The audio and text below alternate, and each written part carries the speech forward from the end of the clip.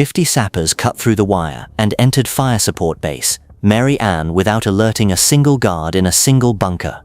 Not one. 30 Americans died in the next hour. 82 were wounded.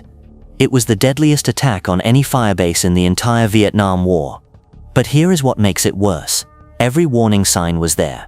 Every security procedure was ignored. And when the smoke cleared at dawn, all 12 officers were dead or wounded, leaving a buck sergeant in command of what remained.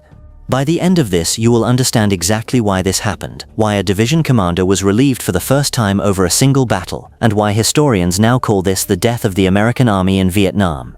Because this was not just a tactical failure, this was the institutional collapse of discipline, leadership, and readiness compressed into one catastrophic night, and the men who died deserved better than what their chain of command gave them. March 27, 1971. Fire Support Base Mary Ann sat on a 4,000-foot mountaintop, 30 miles west of Chu Lai, in Quang Tin Province. It was home to 231 American soldiers from Charlie Company, 1st Battalion, 46th Infantry, 196th Light Infantry Brigade, part of the 23rd Infantry Division. You might know that division by another name, a miracle. The same division responsible for My Lai 3 years earlier. That detail will matter more than you think before this is over. The firebase was shaped like a camel with 2 humps, stretching 500 meters across 2 hilltops connected by a saddle. 22 bunkers ringed the perimeter. Concertina wire surrounded the base. 2 155mm howitzers occupied the northwest end. The Tactical Operations Center sat at the south end, half buried in the ground, reinforced with sandbags and timber. It was supposed to be the brain of the firebase. Command, communications, coordination, but on the night of the 27th, it became a tomb. Here is what you need to understand about timing. This was late March 1971. The Paris Peace Accords were still 2 years away.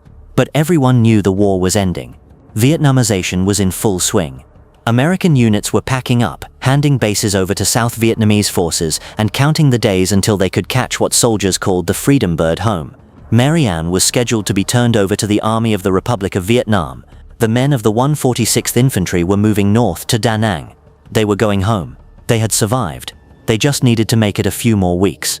That mindset killed them. For 13 months, Mary Ann had been quiet. No major contact. A few mortars here and there, nothing sustained. The base had never been probed on the ground since it opened in February 1970. Not once. The area was considered pacified. Low threat, rear echelon. Soldiers stopped treating it like a forward firebase and started treating it like a rest area. And that is exactly what the enemy was counting on. Lieutenant Colonel William Doyle commanded the battalion. By all accounts, he was a serious professional. Along with Captain Richard Knight, the company commander, he had molded a group of reluctant draftees into one of the better combat units still operating in Vietnam in 1971. But even good units can fail when the system around them rots, and the system was rotting fast. On the afternoon of March 27th, after target practice on the crude rifle range set up on the southwest slope, 3 officers stayed behind. Doyle, Knight, Captain Paul Spielberg, a marksmanship instructor who had returned to Mary Ann after serving there previously. They fired a few more rounds, talked. Eventually Doyle and Knight headed for the mess tent. Spielberg stayed on the range, plinking at targets. The base's mongrel dog was his only company. Then the dog bristled, started barking, growling at something downslope that Spielberg could not see. He looked, saw nothing, dismissed it. Probably a tiger, maybe a cobra. He went back to shooting. 3 hours later, the firebase exploded. But before I tell you what happened at 02:30 that morning, you need to understand what did not happen in the days and weeks before. Because the warnings were everywhere. They were specific, they were ignored, and that is where the real story of Mary Ann begins. A Kit Carson scout named Kim worked with the Americans.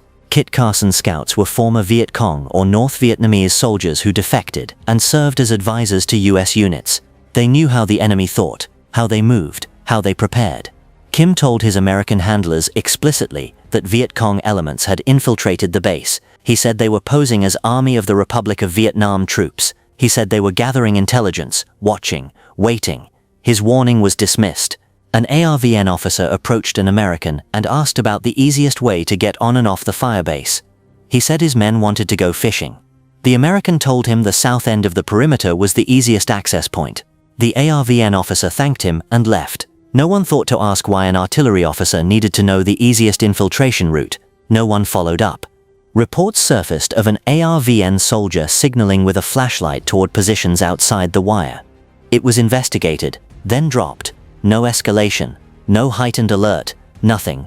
On the 25th and 26th, Lieutenant Scott Bell led patrols outside the wire. He later said his troops seemed uneasy, tense. He organized an informal rat-killing exercise just to keep them alert and focused. It worked for morale, but it did not translate to base-wide vigilance.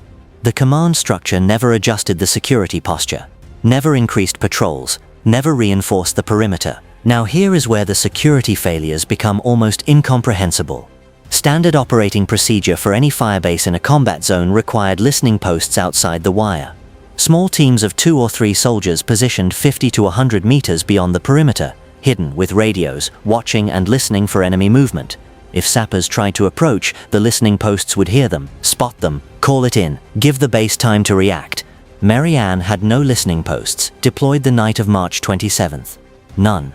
Brigade policy required armed guards at the entrances to the Tactical Operations Center at all times, even in a rear area, even in a quiet sector.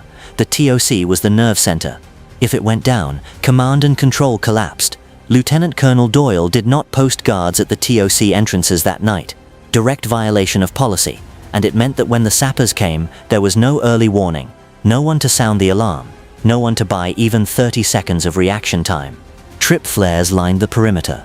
They were designed to ignite if someone tripped the wire, bathing the area in bright light and alerting the defenders. Days before the attack, Chinook helicopters landed and took off from the firebase. The rotor wash from the CH-47s was powerful enough to trigger the trip flares. They went off, burned out, and no one replaced them. The flares sat there, useless, already expended. Electronic sensors had been placed around the perimeter, starlight scopes for night vision, ground-penetrating radar to detect movement.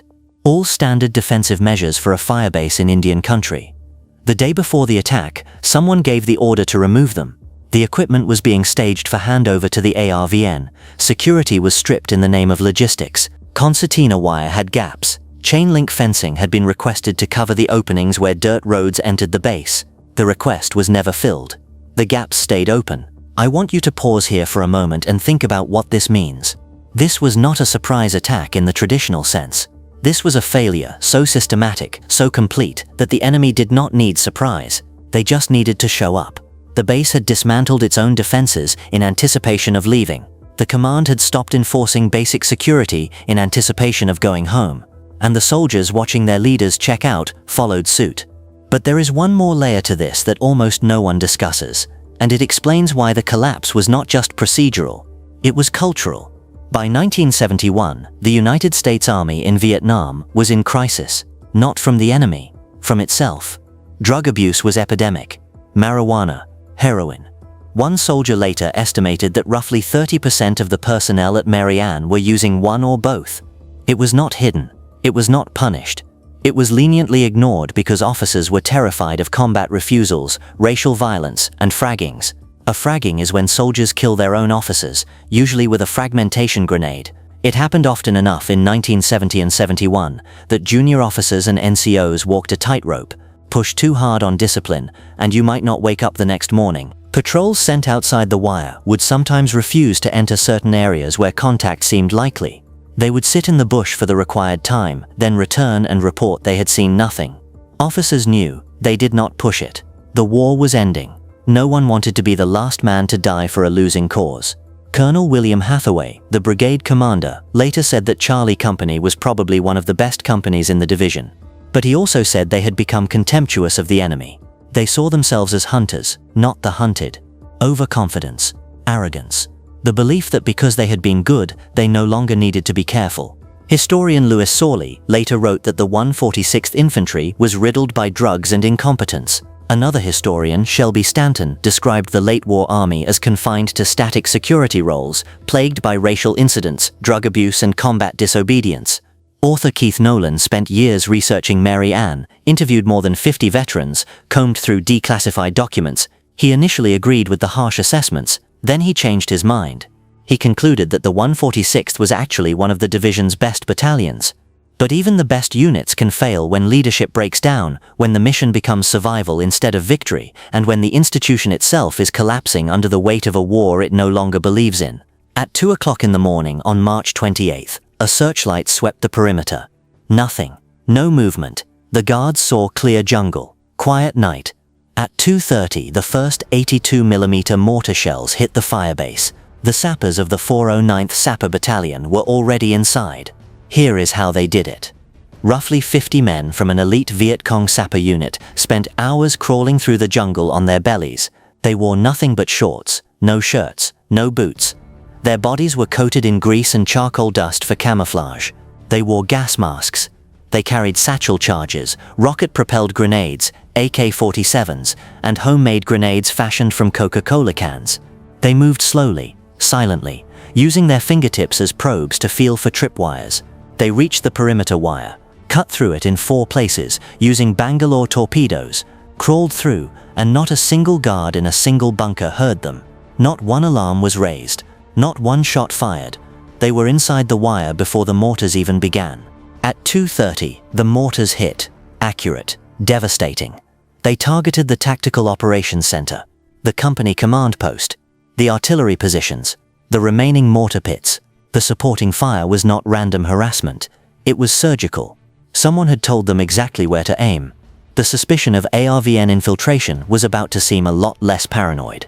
The sappers scattered to their assigned targets. One group went for the 155mm howitzers. Another headed for the TOC. Others moved methodically from bunker to bunker. Inside the TOC, Captain Paul Spielberg was asleep. The bunker was sturdy, half buried, reinforced. When the first explosions hit, he thought it was incoming mortars, standard harassment. He rolled off his cot, started pulling on his boots and shirt, grabbed his .45 caliber pistol from under his pillow. Then he smelled it. Tear gas, CS gas. Someone had thrown canisters into the officers' quarters inside the TOC. Lieutenant Colonel Doyle was in his room, choking on gas, trying to unlatch the plywood door. A satchel charge detonated in the hallway outside. The blast blew the door off its hinges, flattened Doyle. He picked himself up, turned toward the doorway, and standing there in the smoke and firelight was a Viet Cong sapper, wearing only shorts, a gas mask, covered head to toe in camouflage paint, holding a weapon. Doyle stared at him. The sapper stared back. Then the sapper moved on. Doyle was wounded, but alive. The sapper had other targets.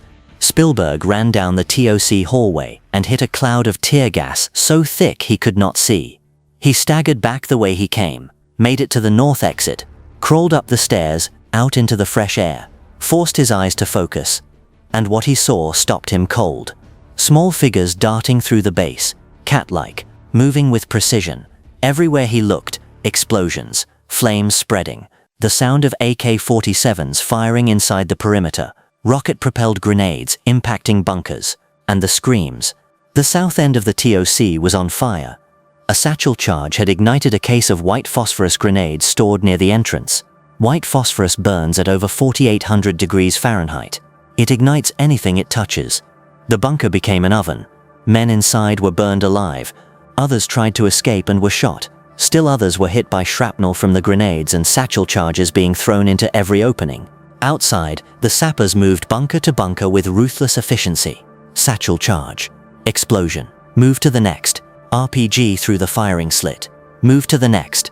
Some soldiers never woke up. Others woke to find a grenade already inside their bunker.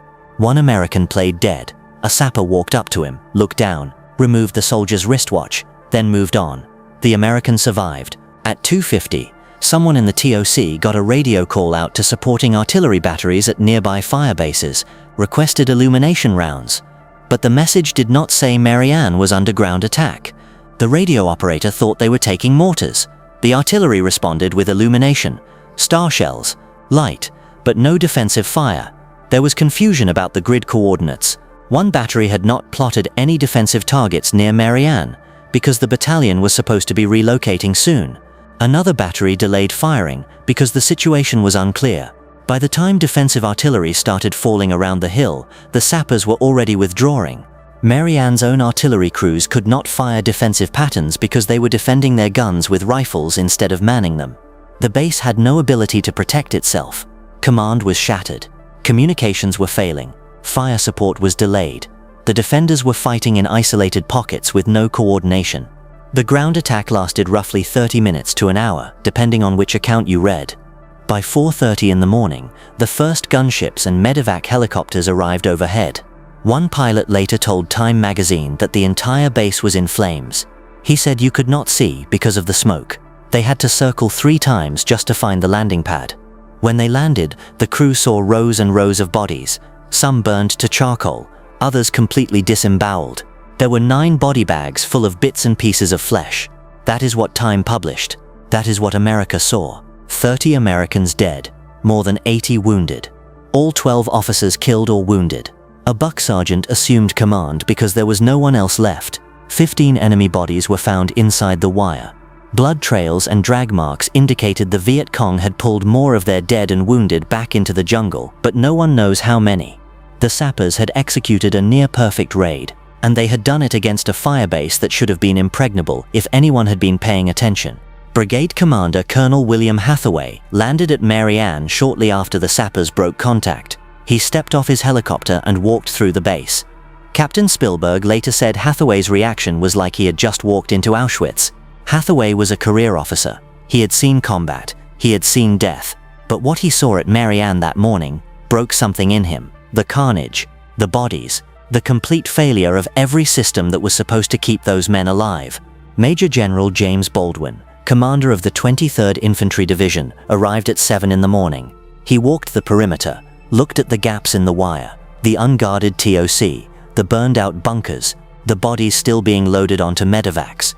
At 4 in the afternoon, the ruins of Mary Ann took 12.7mm machine gun fire from a ridgeline to the north.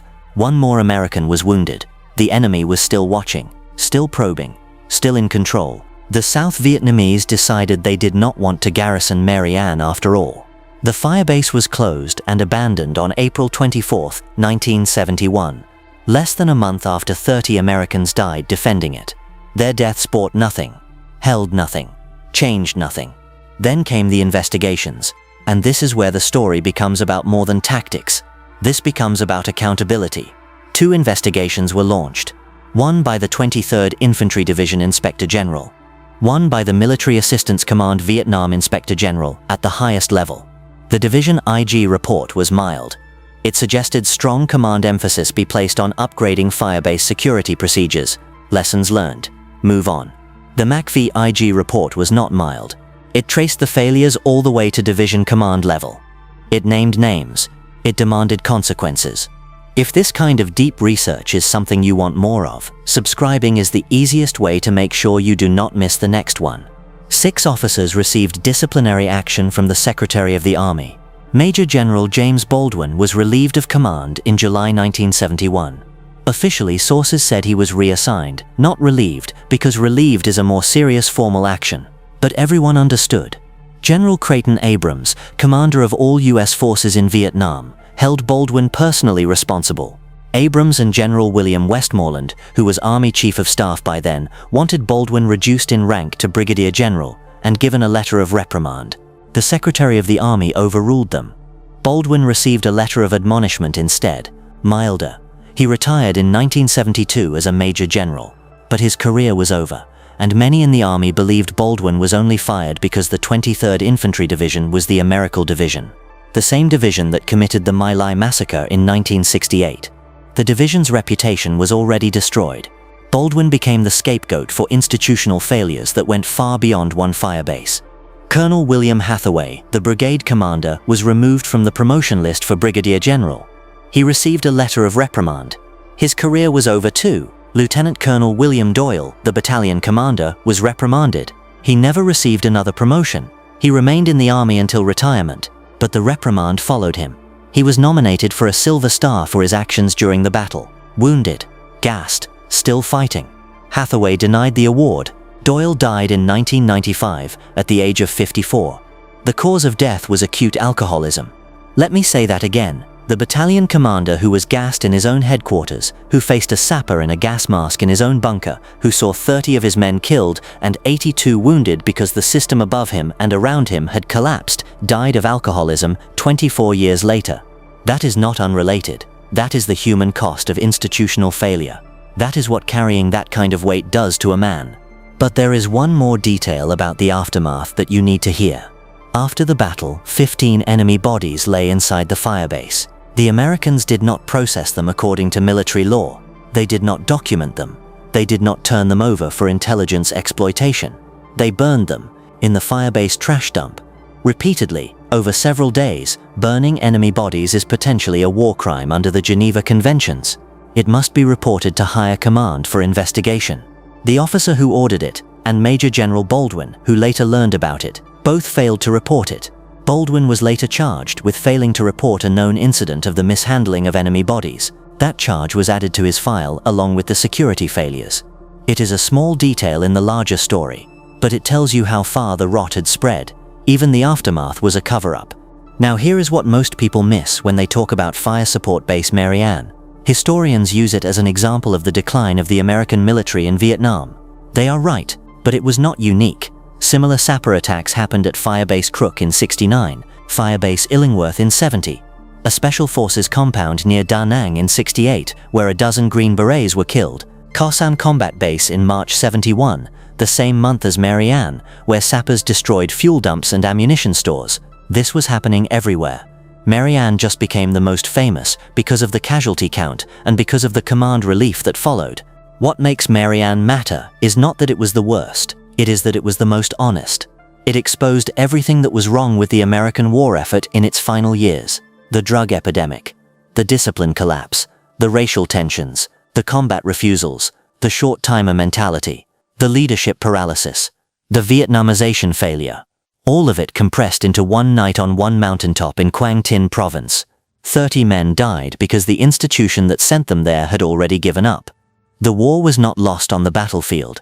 It was lost in the rear areas where officers stopped enforcing standards because they were afraid of their own soldiers. It was lost in the command structure where generals prioritized optics over readiness.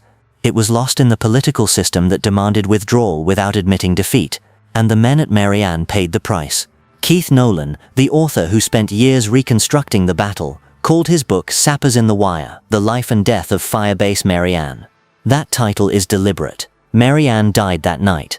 Not just the base, the idea of the base, the belief that American forces could hold ground in Vietnam, the illusion that Vietnamization was working. All of it burned with the TOC and the bunkers and the bodies. The men who survived carried it for the rest of their lives. The ones who did not survive never got the chance to tell their side. What we know comes from the 50-plus veterans Nolan interviewed, from the declassified investigation reports, from the Time magazine article published days after the attack, from the official casualty records: 33 killed in action, 83 wounded. Those are the numbers the army released. Some sources say 30, some say 33. The discrepancy itself tells you how chaotic the aftermath was. They could not even agree on how many Americans died. And here is the final detail that ties it all together.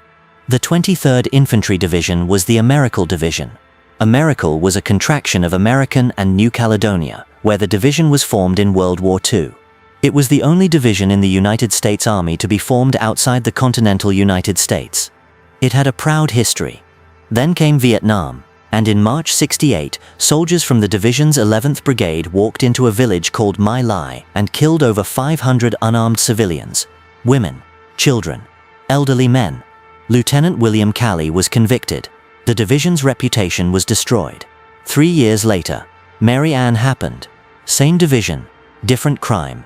This time the crime was not against Vietnamese civilians. It was against American soldiers. 30 men sent to a firebase with no security, no leadership, no chance. The division had failed twice, once in what it did, once in what it failed to do, and both failures were unforgivable. General Creighton Abrams relieved Baldwin, not just because Mary Ann was a disaster. He relieved him because the American division could not afford another black mark. The political cost was too high. The optics were too damaging. So Baldwin was sacrificed. Hathaway was sacrificed. Doyle was reprimanded and left to drink himself to death over 2 decades. And the 30 men who died got a closed firebase and a footnote in the history of a war that America was already trying to forget. That is what Fire Support Base Mary Ann represents. Not just one bad night. The institutional death of the United States Army in Vietnam. The moment when even the pretense of military professionalism collapsed under the weight of a war no one believed in anymore. The sappers who attacked Mary Ann were good, they were elite. They executed their mission with precision and courage. But they won because the Americans had already defeated themselves. The wire was cut, the guards were absent, the trip flares were burned out, the command structure was paralyzed, the drugs were everywhere, the discipline was gone, the will to fight had evaporated. All the Viet Cong had to do was show up. And 30 Americans died because their own institution abandoned them before the enemy ever arrived. That is the story of Fire Support Base Mary Ann. That is the story of how a war ends. Not with a peace treaty. Not with a final battle. With 50 men in shorts and gas masks walking through gaps in the wire that should never have been there. With a buck sergeant taking command because everyone above him was dead or bleeding out. With a division commander relieved and a battalion commander drinking himself into an early grave. With bodies burned in a trash dump and a firebase abandoned a month later. With the realization that the men who died deserved so much better than what they got. But if you want to understand how deep the rot went and why other firebases fell the same way in those final years, that story is one I have covered in detail right here.